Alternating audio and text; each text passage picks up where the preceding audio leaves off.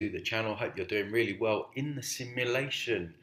Back today with another review. We're going to get into Tom Campbell. Tom Campbell is one of the main people out there saying that Earth is a school and we're here to learn lessons. Before I get into it, guys, don't forget to hit the like, comment, subscribe, and don't forget, if you'd like to work with me, check out my website transcendingtimes.org. Without further ado, let's get straight into it and see what our Tom has to say. Now let me go through the whole process of what happens when you die, and we'll cover those things in it. When you die, you become aware in another virtual reality. So your body dies and you wake up. So First thing, just from the energetics, I don't feel any kind of like soul energy or heart energy there. I mean, just robotic almost. And I've looked at him before, like just the looks kind of reptilian. Let me know what you think. That's just a feel that I get. sort of like we're no longer in Kansas. You're in a different place. And in order, that is called the transition reality, and it's another virtual reality. You tend to have a little anxiety at that point, particularly if you come with fear, like, oh, is this hell or is this heaven? So, I mean, you've just died. I mean, it's like you're just supposed to. I mean, yeah, of course, there's more conscious ways of dying, but is anyone really truly settled when that point happens? I don't know. You're gonna have to be some kind of like master at dying to be completely calm and everything. there's some anxiety with it, or maybe it was a traumatic accident that you weren't planning to die, it just suddenly overcame you. Um, but in any case, you will run into there'll be some strategy there to help you relax and let go of your past. Oh yeah, I'm sure there'll be a strategy there, and I'm sure it will be. It will help you to relax because it's a huge, great, big, whacking love bomb. It's gonna love bomb you with this false light frequency. So yeah, you're gonna feel relaxed. Life. So it could be the light at the end of the tunnel, all the things that the people who have the near-death experiences do. That's kind Exactly what I said. Yeah, the false light frequency. He's priming people. Yeah, wait for that to hit you, and then you're going to feel relaxed. And then of course, when people die and it does hit them, they're going to be like, "Oh, that's what Tom Campbell said. That must be good." of the beginning of this pathway. Often there's the light, and you get this intuition. That would be the larger conscious system sending you a message. Move toward the light. So you do. Yeah, and that's programming and coming from people like you, and all these NDEs and Netflix series where all these NDEs just automatically gravitate towards the light because they've done zero research while they've been alive. They've not looked into what's going on. They've not looked into the deceptive nature of that light, how people are getting tricked back. And so, yeah, of course, they're going to gravitate towards it because that's all they know. That's all they bothered to learn. And then as you do, um, you find, Aunt Susie and Uncle Fred, there to greet you, and because they passed on 10 years earlier, and they're smiling and they're happy and they're That ain't Uncle Fred. That's Uncle Dino Reptile. That's Uncle Mantis being or Uncle Serpent being shape shifting. It's definitely not Uncle Fred. It might say that it's Uncle Fred. Might look like Uncle Fred. It ain't Uncle Fred. obviously having a good time, so it couldn't be too bad there. So these things are done just to put you at ease, make you feel relaxed, and let go. Yeah, and that's why they're so friggin' cruel because they work so well. They do get people relaxed. They do get people feeling at ease. You've only got to watch these NDEs, how relieved they are when Uncle Fred appears, or whatever it was, Archangel Michael or Jesus or whatever. Previous life begins to fade immediately, just like dreams do. You wake up from a dream, The instant you wake up, it's perfectly clear. 30 seconds later, it's a little fuzzy. Yeah, and that's not right either. He normalizes that. Something nefarious is going on with that. There's almost like some kind of memory wipe technology when you wake up. Because literally, like he says, you get 30 seconds and then it's gone unless you write it down immediately, which I recommend, which is really helpful. A minute later, it's a lot fuzzy, and 5 minutes later, what was that dream about? I only remember a couple of major things, but all the detail disappears. So that's the way your memory of the last life just begins to fade like a dream. And again, that's a red flag. I mean, if we're sovereign beings, we should be able to choose what we retain. Why is it that we go through this amnesic state where we have to forget everything all the time? You know, so this kind of ties in with what the Helena Blavatsky review that I just did, in terms of he's saying that you're coming in an amnesic state from the tunnel of light as well, which is basically what she was saying. So maybe again there is this memory wipe process that we go through when we first die. So maybe it's not always after the life review, or maybe they do it twice. Who knows? Now, for the average person who has very little or no knowledge about the larger system, they go through a process that is basically designed to give them a chance to decompress and let go. So they're told to do non-functional things because you're Again, little things told to do, like told, like instructed, like told by who?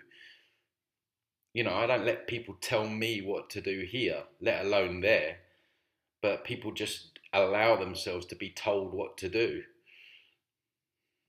just buying them time to decompress. Oh yes, welcome. You're here, Uncle Fred and Aunt Sally. They tell you, and then they say, "Well, we're busy. We need to go. We'll see you a little bit later." Just died.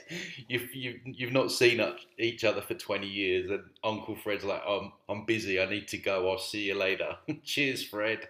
And they take off. That's the larger conscious system playing Uncle Fred and Aunt Sally. Okay, so then they'll say, let's see, what's your name? Oh, okay, over here. And there'll be a line of 15 people there, and you go. Yeah, that'll be the processing center where you need to register your details. Stand in the line, and that takes a while. And if you finally do make it all the way up to the line, then imagine going through all this process of life, then dying, only to end up in a queue. Like, you gotta laugh at it. I mean, I'm British, right? We love queuing. I mean, if there's something to queue for, we'll queue for it all the time. Like, it's part of my programming here in Mexico, because they don't always queue here. Sometimes people just push in front, and I'm like, it really triggers me. But yeah, the idea that we have to queue up after all of this is just horrifying to me.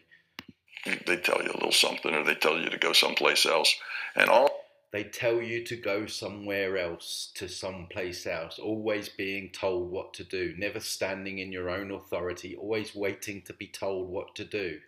See how the problem continues in the afterlife. We're waiting to be told what to do in this life. We're being told by what we consider authority, which is an illusion.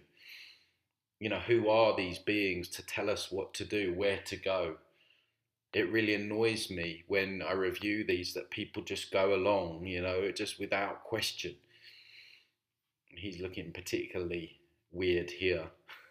Sometimes I pause these videos at the real worst times for these people. All it is just keeping you from getting into a fit of uncertainty, giving you things to do. Meanwhile, the old reality is disappearing, gone. All the people are nice and everything seems to be friendly. You're not hungry or cold or wet, and it's all okay. And then eventually, you kind of feel like, well, what should I do next? What's going on? What an anticlimax, no? Again, you've just gone through all of that. You're in a queue, and you're looking around like, what shall I do next? On. kind of what's happening here. And somebody will come approach you, and you will pretty soon you'll be planning your next incarnation, where you're going to go back and what it. Who's coming and who's planning this with you? Does anyone ever ask that? You know, do you need to come back? Is there something that I've signed that I need to come back to? It is you need to do. If you're just new in the business of being a consciousness and going into virtual reality, if you're new at the business, it's a jump in, jump out.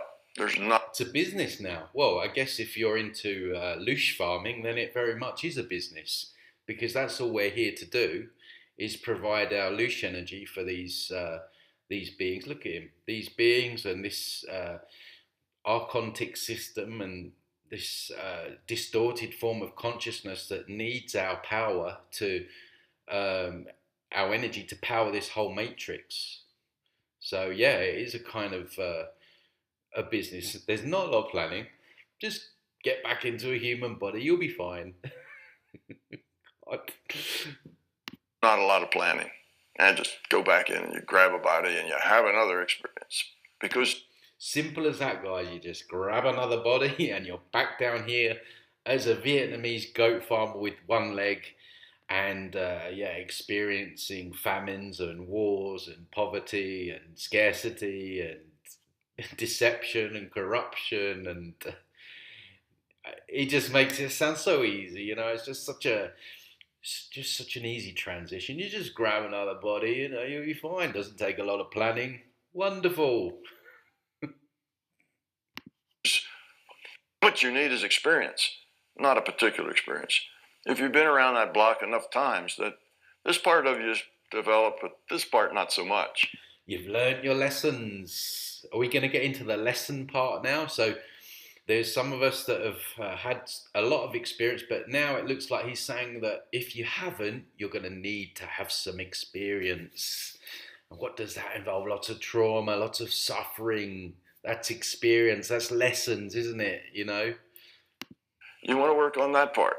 So now you pick a certain kind of experience that you want to go back into that has the probability of helping you develop that part that's weak.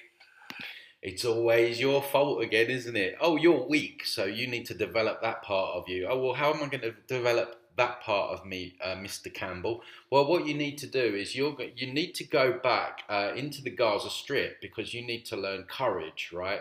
And so you're going to have to experience like bombs going off around you, seeing your parents blown up, or you're going to be a child that develops cancer at a very early age, because you need to develop endurance, because you haven't learned that lesson yet.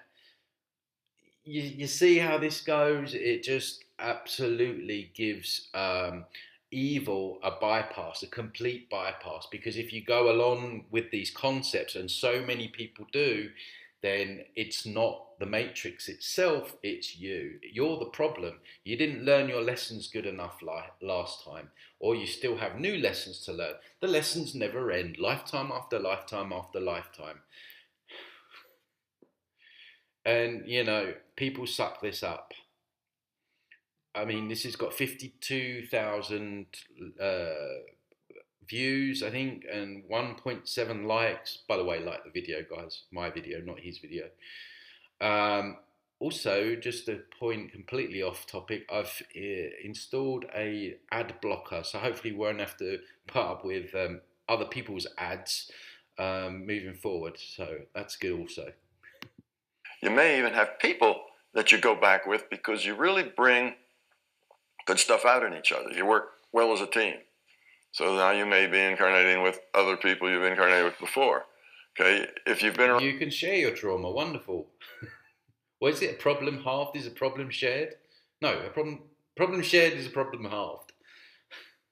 Around a whole. I mean, that's kind of like the they give you a bit of sugar. Look, hey, look, you're going to go back into this war-torn country, but you're going to go back with who your mum was and who your brother was last time. So it's not going to be so bad. And then you can learn your lessons together, and it's going to be great. Well, any more than that, you may go back almost with a scripted thing. you're going to do these things. You're going to help these people in this way, and you have a mission when you get here. So it goes from no scripting at all, jump in, jump out, to reasonably scripted and everything in between. Okay, so that's what's going on. So then you decide to go. Now, what actually has happened here is that when you die, that avatar, okay, the avatar that you were, Joe Jones. Jim Jones, if you believe this stuff. Where's the Kool-Aid? Pass me the Kool-Aid. Joe Jones' avatar is dead. I can't help thinking that this is about Jim Jones now. Don't drink the Kool-Aid, kids. Especially don't drink the New Age Kool-Aid. Joe Jones, the consciousness, is not dead. The avatar is dead. Joe Jones, the consciousness, is alive in a new reality frame. That avatar is what we call a free will awareness unit. And where that came from is that you had this individuated unit of consciousness, piece of the larger conscious system. It took a piece of itself, a piece that has no memory, no intellect, just... I wonder why it hasn't got any memory. Just a random event, right? We just end up here with no recollection of anything. I wonder if there could be something nefarious about that, Tom. Have you heard about the memory wipe, the vow of forgetfulness, Tom? Or are you going to leave that out? Let's see. I have a feeling what's going to happen here. You're going to leave something very important out, aren't you? You're going to dump in the punch bowl. Well, it's already one big dump in the punch bowl anyway, but you're going to dump in it further by completely explaining away why we have no memory here as something else. The quality. It's a piece that contains the quality of that individuated unit of consciousness. All the things they've learned, the fear they've gotten rid of and all, it's got that quality. It's that free will awareness unit then, with only the quality that logs on for the next incarnation. That's why it starts with no memory, Really? Okay. Nothing to do with evil entities wiping the memory before we come back, so we forget how traumatic our previous lives was. Nothing to do with that at all. And the fact that if we realise that we have our memory wiped, then what you're saying about learning lessons cannot be true, because it cannot be a school if you get your memory wiped. Earth cannot be a school if you get your memory wiped, because in a school you take your exam, you do your research and revision first, then you either pass and fail, and then you take it again, hopefully you pass. You don't just forget everything because you've retained things. No intellectual part, but it starts with all the quality that it's earned before. So the quality is cumulative. Every time around, whatever quality you earn, you come back in at that level with that quality. All the quality you lose because you've de-evolved, you come back in with less. Oh, you can unlearn lessons and de-evolve as well. Sounds like right fun. The next time. So that's kind of the way it goes. So what about the avatar, is what you asked. That avatar, as soon as the avatar dies, that free will awareness unit starts to reintegrate with the individuated unit of consciousness. So think of it as a partition. You know how we partition hard drives? We take this much of the space and we say only these things go on in here and this other space is separate with different rules that apply to it. That's the way it is. So you have an IUOC and it's a partition, and that's the free will awareness unit. None of the intellectual part. All right, when that avatar dies, that partition gets taken down. The partition gets taken down, and now as that person is standing in line and just kind of working through the process of forgetting and becoming bored. Oh, just that part, just standing in line and getting bored, just gets me. That person now is no longer any representative of that avatar. It's now a representative of the individuated unit of consciousness. Petitions down, that free will awareness is reintegrated. All right, Is he talking about merging with source? Is that what he means here? because that feels off to me as well. This whole like, yeah, merging with everything else. I think I'll take my time before I decide to do any of that nonsense. Thank you, Tom. Individuated unit of consciousness takes all the lifetimes, the last one along with all the rest of them, and looks at them as a whole and says, what can I learn from all the lessons I've had? Oh, right. Okay, it's more lessons. I got it wrong. My bad. I should have known it was about more lessons. Because looking at the whole is more powerful than just looking at one individual one. So this thing or whatever it is, this unit of consciousness that like is this like the perfect being then that's learned all its lessons? So it looks through the whole set. And then when it does, it says, well, I'm kind of weak over here. That's when that individual gets his talk and he says, well, you're... And you've only been here 100,000,000,000,000,000,000 lifetimes, but it's still got weak spots. You're a little weak over here. He's talking about the IUOC now, not the avatar. These people. So then they plan for something else. So that avatar basically just gets reabsorbed into the individuated unit of consciousness that it was to begin with. It doesn't exist anymore. It's gone. But all the information that defined that particular avatar is still there in this collection of lifetimes. So everything that that avatar was, did, said, thought, felt, whatever, it's all collected here in this collection of lifetimes, of experience packets. So it's still there. And that's what defines dead Uncle Fred when the medium comes in and calls him up because Uncle Fred's busy. Uncle Fred ain't around. He's too busy. Even though everyone's bored, Uncle Fred's not.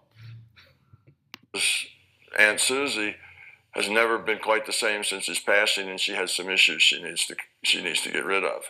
That database that defines Uncle Fred precisely is the constraints that the largest conscious system used then to interact with Aunt Susie. So that's the way that works. So the avatar itself just gets reabsorbed.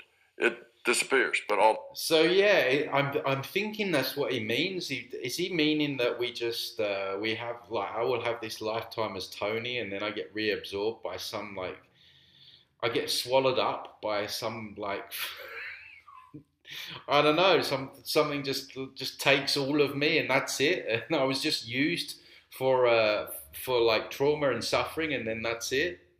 I don't know. It feels off to me. All the history of it, all the data describing it is there forever. When you go back and look at past lives, you're going back and looking in a database. You're not going back and looking at beings that have free will and are still making choices. That's done. Now you're looking... Yeah, we have so much free will down here, don't we? Try crossing over a border without a slave book. At a database, but this database is so complete that... That's the other thing they're always telling us, these new cages, they're always telling us that we have free will. I mean, try living without money, it's just, we should have free will, yeah, I agree, but there's not a lot of it down here. But they're always trying to tell us that we got free will. Even when some of these people get recycled back. You know, I reviewed the one where the woman thought she met God, and God kept telling her that, oh, you've got free will, but I don't want to come back, God. Yeah, I know, but you got some lessons to learn. Yeah, but I really don't want to come back. Well, you got free will. Yeah, but I don't want to come back. And then boom, she gets stuffed back in her body, stuffed. That was the word that she used. So does that sound like free will? It's like here, like all the politicians, they'll constantly repeat how free we are, and we're free, and you have freedom, and it's never been this free, free. Like they repeat things because it's a form of hypnosis, when actually that's not what's going on at all. So they have to repeat these things so you start to believe it. It filters into your subconscious, when it's the opposite that's true. You can interact with it. You can talk to it. You can go back and change things. The database is laid out in terms of probability. See, Uncle Fred may have done any number of things given a stimulus. He's most likely to have done this, second most likely to have done that, third most likely to have done this. So you can go into these databases and, like you're not seeing a movie, but you're in the movie. You can actually go into them and do what-if analysis, change something. All right, Uncle Fred is going to change something. What would have happened if I'd have married Sally instead of Susie? Well, he can go back and look at all the probabilities of where that would have taken him. It's just probable. Didn't actually happen. But you can go through that process. All that information's in the database of Yeah, before you get swallowed up by the system and then spat out again to be put into another avatar. how Susie now would have interacted, and he would have interacted with those interactions, just in probability. So that's the kind of database it is. So the avatar itself, Joe Jones, is Jim Jones. is absorbed into its IUOC, individuated unit of consciousness, and it basically is no more as far as a free will operating consciousness. But all Well, he's finished here, but yeah, I mean, lessons. You know, he's implying that Earth's a school, and you know we need to come back and do all these tasks and lessons. And some people have learned certain amount of stuff, and other people need to learn more stuff, and then it all goes into this like one unit database where I guess you would like merge. Like that's what it sounds like to me. It's all red flags. Earth cannot be a school for the reasons that I've explained a million times. This guy, I mean, look at this guy here, just looks completely psycho. Yeah, the jury's out on me on this guy, and yeah, not a lot else to say in regards to Tom Campbell, but I wanted to review him because I've had so many people request that I do. So many people think that he's spitting truths when I'm not so sure about that myself. So anyway, guys, I hope you found this helpful. Don't forget to like, and I'll see you on the next one. Take care.